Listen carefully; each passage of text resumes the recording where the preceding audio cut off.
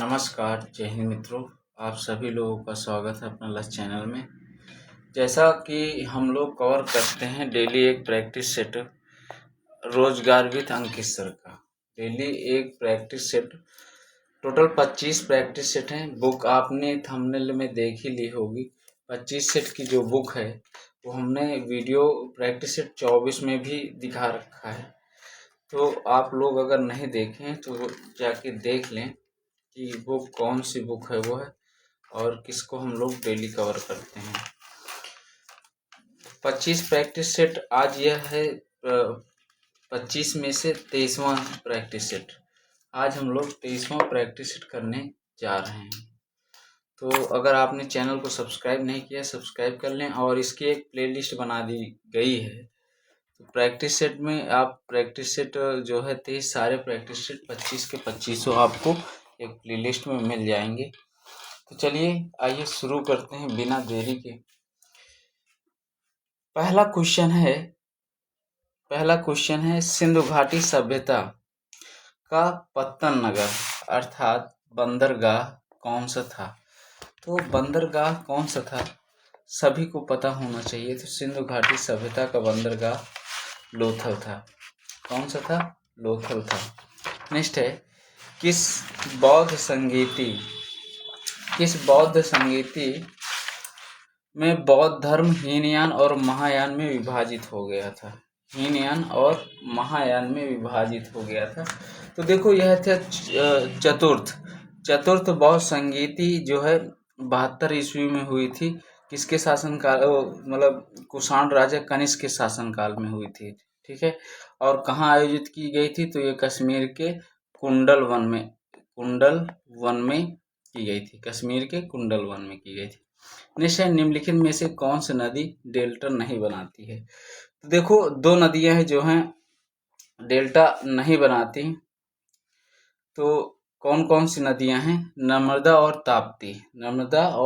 ताप्ती जो है यह डेल्टा नहीं बनाती हैं। ठीक है। और नेक्स्ट है भारत का सबसे ऊंचा जलप्रपात कुंजीकुल किस राज्य में स्थित है? तो वह कहाँ स्थित है? कर्नाटक में स्थित है। भारतीय संविधान की किस अनुसूची में भाषाओं का उल्लेख किया गया है? तो वह 8वीं अनुसूची में भाषाओं का उल्लेख किया गया है। राष्ट्रपति को पद की शपथ कौन दिलाता है? तो वह भारत के मुख्य न्यायाधीश दिलाते हैं। भारत में जीएसटी कब लागू किया गया था? तो जीएसटी लागू किया गया था 1 जुलाई 2017 को। नेक्स्ट है क्वेश्चन नंबर 8।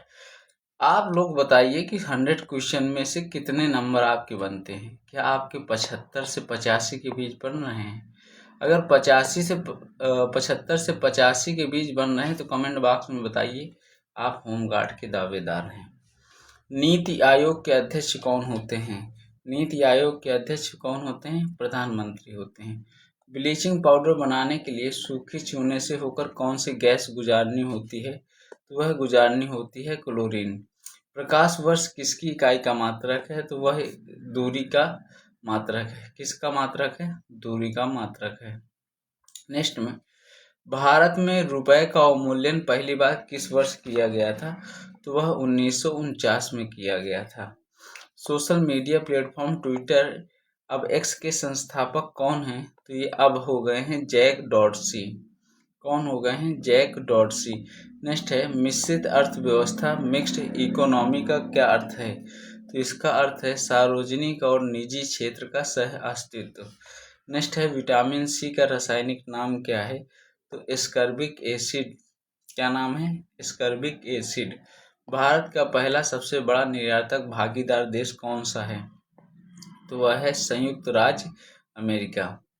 पेंसिल की लीड बनाने में किसका उपयोग किया जाता है? तो वह किया जाता है ग्रेफाइट का। नेक्स्ट है राज्यसभा के सदस्यों का कार्यकाल कितने वर्ष का होता है? तो यह होता है 6 वर्ष का। कितने वर्ष का होता है? 6 वर्ष का होता है। किस संविधान संशोधन द्वारा संपत्ति के अधिकार को मौलिक अधिकार की श्रेणी में हटा दिया गया है? 44वां संशोधन। ठीक है। नेक्स्ट है ग्राम पंचायतों को संवैधानिक दर्जा किस अनुच्छेद के तहत दिया गया है? अनुच्छेद 243 के तहत दिया गया है। नेक्स्ट है सौर मंडल का सबसे चमकीला ग्रह कौन सा है। ये 20वां क्वेश्चन है। तो सबसे चमकीला ग्रह कौन सा है, शुक्र है। नेक्स्ट है 21 नंबर क्वेश्चन, विश्व की सबसे गहरी झील कौन सी है। विश्व की सबसे गहरी झील कौन सी है, तो वह है बैकाल झील। बैकाल झील क्या है, सबसे गहरी झील है। कपास की खेती के लिए सर्वाधिक उपयुक्त मिट्टी कौन सी है, तो वह है काली मिट्टी। कौन सी मिट्टी, काली मिट्टी। अकबरनामा की रचना किसने की थी, तो की थी अबुल फजल ने। भारत का सबसे बड़ा आयात स्रोत क्या है, तो वह है कच्चा तेल। जलियांवाला बाग हत्याकांड के विरोध में किसने नाइटहुड की उपाधि त्याग दी थी, तो वो थे रविंद्रनाथ टैगोर। भारत में हरित क्रांति की शुरुआत मुख्य रूप से किस दशक में हुई थी, तो वह हुई थी 1960 में। भारत में नगरीकरण की दर से वृद्धि का मुख्य कारण क्या है, तो वह है औद्योगिक विकास और रोजगार अवसर। नेक्स्ट है लोहे पर जंग लगना किसका उदाहरण है, तो यह ऑक्सीकरण का उदाहरण है। किसका उदाहरण है, ऑक्सीकरण का उदाहरण है। जलवायु परिवर्तन का प्रमुख कारण क्या माना जाता है, वह माना जाता है ग्रीन हाउस गैसों का उत्सर्जन। नेक्स्ट क्वेश्चन नंबर 30, भारत में राष्ट्रीय कृषि बाजार इनाम का मुख्य उद्देश्य क्या है, तो इसका मुख्य उद्देश्य कृषि उत्पादों के लिए एकीकृत राष्ट्रीय बाजार बनाना। भारत में नगरीकरण से जुड़ी मुख्य परिवर्तन पर्यावरणीय चुनौती क्या है, तो वह है वायु और जल प्रदूषण में वृद्धि।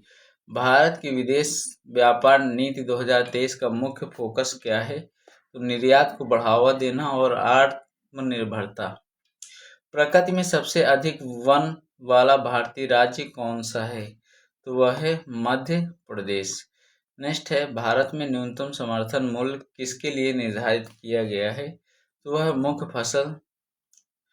मुख्य कृषि फसलों के लिए किसानों को सुरक्षा प्रदान करने हेतु। भारत में WTO के साथ व्यापार विवाद मुख्य रूप से किस क्षेत्र से जुड़े हैं, तो वह कृषि सब्सिडी से जुड़े हुए हैं। रबी फसलों की बुआई का समय सामान्यतः कौन सा होता है, तो वह होता है अक्टूबर से नवंबर होता है। ODOP के तहत लखनऊ जिले का प्रमुख उत्पाद कौन सा है, तो चिकनकारी और जरदोजी है। 1857 के समय भारत का गवर्नर जनरल कौन था, भारत का गवर्नर जनरल कौन था, लॉर्ड कैनिंग। इसके पहले कौन थे, लॉर्ड डलहौजी। एलिसा परीक्षण का उपयोग किसके लिए होता है, तो वो एंटीबॉडी का पता लगाने के लिए होता है। The God of small thing पुस्तक के लेखक कौन है, अरुंधति राय हैं। कौन है, अरुंधति राय। नेक्स्ट है भारत में महिला सशक्तिकरण को बढ़ावा देने वाली बेटी बचाओ बेटी पढ़ाओ योजना कब शुरू की गई थी, यह शुरू की गई थी 2015 में। बैंकों का बैंक किसे कहा जाता है, तो बैंकों का बैंक कहा जाता है RBI को। विश्व पर्यावरण दिवस कब मनाया जाता है, 5 जून को। 2011 जापान भूकंप और सुनामी की तीव्रता क्या थी जिसमें फुकुशिमा परमाणु दुर्घटना को जन्म दिया, 9.0। सत्य के साथ मेरे प्रयोग पुस्तक के लेखक कौन हैं, तो वह हैं महात्मा गांधी। महिला सशक्तिकरण की प्रतीक माने जाने वाली मलाला यूसुफजई किस देश से हैं और किसके लिए नोबेल पुरस्कार मिला हुआ है, यह पाकिस्तान की हैं और लड़कियों की शिक्षा के लिए मिला हुआ है। लिंक्डइन मुख्य रूप से किस उद्देश्य के लिए है, तो यह है पेशेवर नेटवर्किंग के लिए।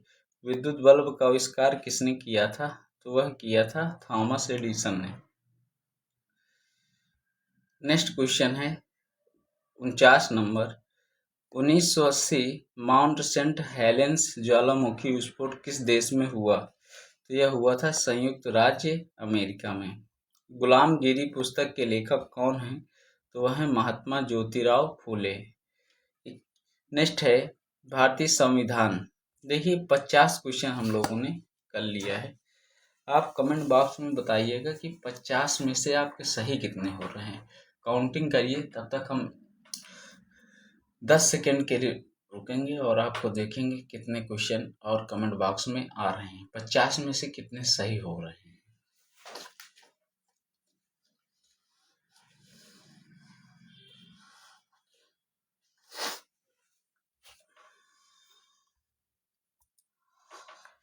चलिए, कमेंट बॉक्स में जब देख लिया, भारत संविधान में महिलाओं के लिए समानता का अधिकार किस अनुच्छेद में है? तो यह अनुच्छेद 14। यूट्यूब किस कंपनी का हिस्सा है? यूट्यूब गूगल का हिस्सा है। इंटरनेट का आविष्कार मुख्य रूप से किस प्रोजेक्ट से जुड़ा हुआ है? तो यह जुड़ा हुआ है किससे? ARPANET से।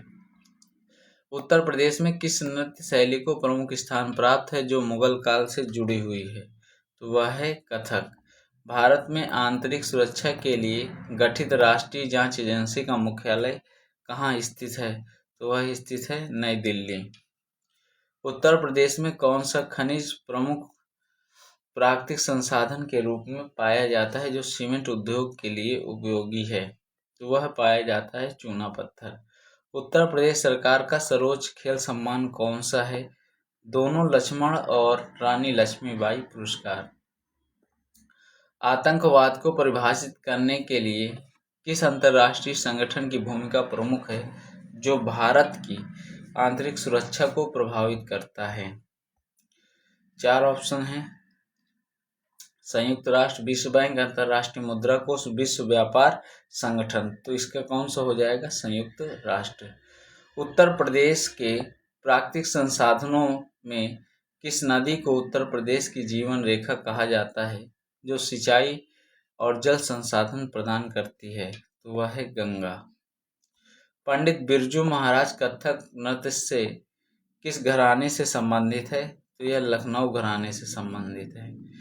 नेक्स्ट है, भारत में आंतरिक सुरक्षा के संदर्भ में एनएसजी का पूर्ण रूप क्या है जो आतंकवाद विरोधी अभियानों के लिए जाना जाता है? तो वह है national security guard. Uttar Pradesh में सरस्वती सम्मान किस क्षेत्र के लिए प्रदान किया जाता है? तो वह है साहित्य के लिए। उत्तर प्रदेश में प्राकृतिक संसाधनों में वन क्षेत्र कितने प्रतिशत हैं जो जैव विविधता प्रदान करता है? 6 से 7% हैं। लता मंगेशकर को भारत रत्न किस वर्ष प्रदान किया गया? वह किया गया था 2001 में।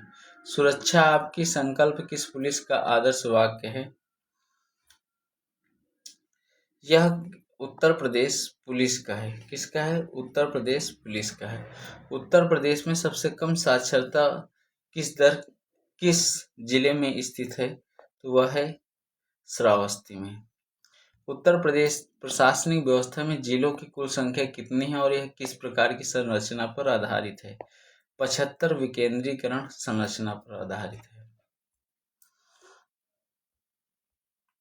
उत्तर प्रदेश में माध्यमिक शिक्षा परिषद यूपी बोर्ड का मुख्यालय किस शहर में स्थित है? तो यह स्थित है प्रयागराज में।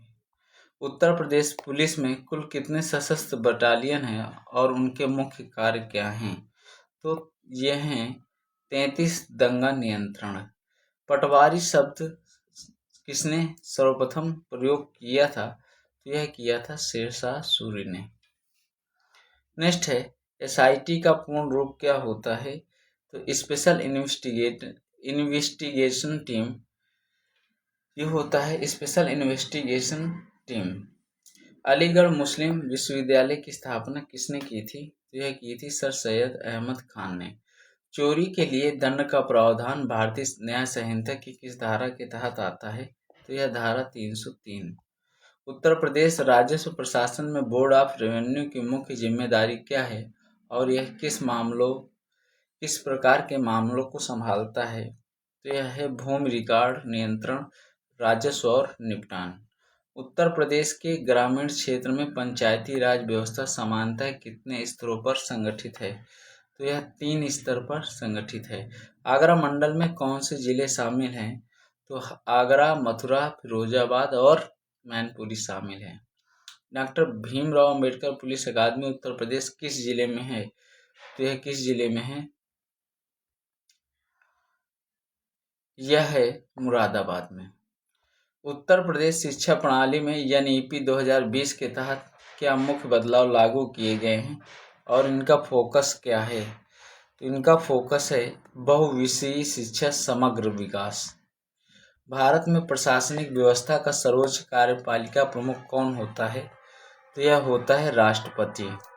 मानवाधिकार संरक्षण अधिनियम 1993 के तहत राष्ट्रीय मानवाधिकार आयोग के अध्यक्ष की नियुक्ति के लिए गठित समिति का सदस्य निम्नलिखित में से कौन नहीं होता है? तो राज्यसभा का सभापति नहीं होता है।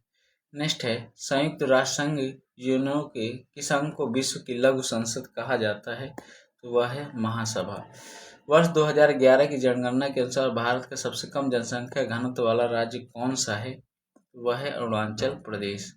मानवाधिकार संरक्षण अधिनियम 1993 किस धारा के तहत राज्य मानवाधिकार आयोग HARC के गठन का प्रावधान है? तो वह है धारा 21। अंतर्राष्ट्रीय परमाणु एजेंसी ऊर्जा एजेंसी का मुख्यालय कहाँ स्थित है? तो वह स्थित है वियना में। जनगणना 2011 के अनुसार भारत की कुल साक्षरता दर कितने प्रतिशत दर्ज की गई है? तो 74.04% दर्ज की गई है। एमनेस्टी इंटरनेशनल का मुख्यालय किस क्षेत्र एमनेस्टी इंटरनेशनल का मुख्य कार्य क्षेत्र क्या है? तो यह है मानवाधिकारों का संरक्षण। राष्ट्रीय मानवाधिकार आयोग के अध्यक्ष और सदस्यों का काल कितने होता है और संशोधन के बाद 3 वर्ष या 70 वर्ष की आयु? जनगणना 2011 के अनुसार भारत में सर्वाधिक लिंगानुपात वाला राज्य कौन सा है? तो वह है केरल। भारत में को ओलंपिक में पहला व्यक्तिगत स्वर्ण पदक किसने दिलवाया? तो वह था अभिनव बिंद्रा। राष्ट्रीय कृषि और ग्रामीण विकास बैंक की स्थापना कब की गई थी? 1982 में। 2011 की जनगणना के अनुसार भारत की सबसे अधिक आबादी वाला केंद्र शासित प्रदेश कौन सा है? तो वह है दिल्ली।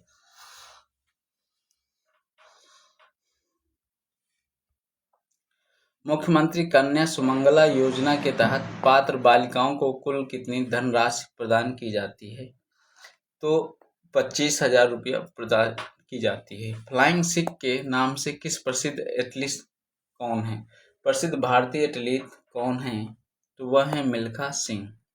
उत्तर प्रदेश की एक जनपद एक उत्पाद ODOP योजना का प्राथमिक लक्ष्य क्या है? इसका प्राथमिक लक्ष्य है पारंपरिक शिल्पों और स्थानीय उत्पादों को बढ़ावा देना, स्वरोजगार सृजित करना। नेक्स्ट है, ओलंपिक में व्यक्तिगत रजत पदक जीतने वाली पहली भारतीय महिला खिलाड़ी कौन है? तो वह है PV सिंधु। नंद बाबा दुग्ध मिशन योजना का मुख्य केंद्र क्या है? तो यह मुख्य केंद्र है दुग्ध उत्पादकों को उचित मूल्य दिलाना और डेयरी विकास। हॉकी का जादूगर किस नाम से जाना जाता है? तो वह मेजर ध्यानचंद है। निम्नलिखित में से राजस्व विभाग का कार्य कौन सा नहीं है? तो वह है कानून व्यवस्था बनाए रखना। निम्नलिखित में से गर्म महासागरीय जलधारा कौन सी है? तो वह है गल्फ स्ट्रीम। आर्य समाज की स्थापना किसने की थी? तो स्वामी दयानंद सरस्वती ने। ये रहे 100 क्वेश्चन। आप हमें कमेंट बॉक्स में बताइए 100 क्वेश्चन में से आपके कितने सही हो रहे हैं। मैं अपनी रियल बात बताऊं तो मेरे 75 क्वेश्चन सही थे। आप बताइए कि आपके भी 75 क्वेश्चन सही हो रहे हैं या इससे ज़्यादा हो रहे हैं? तो कमेंट बॉक्स में ज़रूर बताइएगा। मिलते हैं नेक्स्ट वीडियो पे नेक्स्ट टॉपिक के साथ। जय हिंद, जय भारत।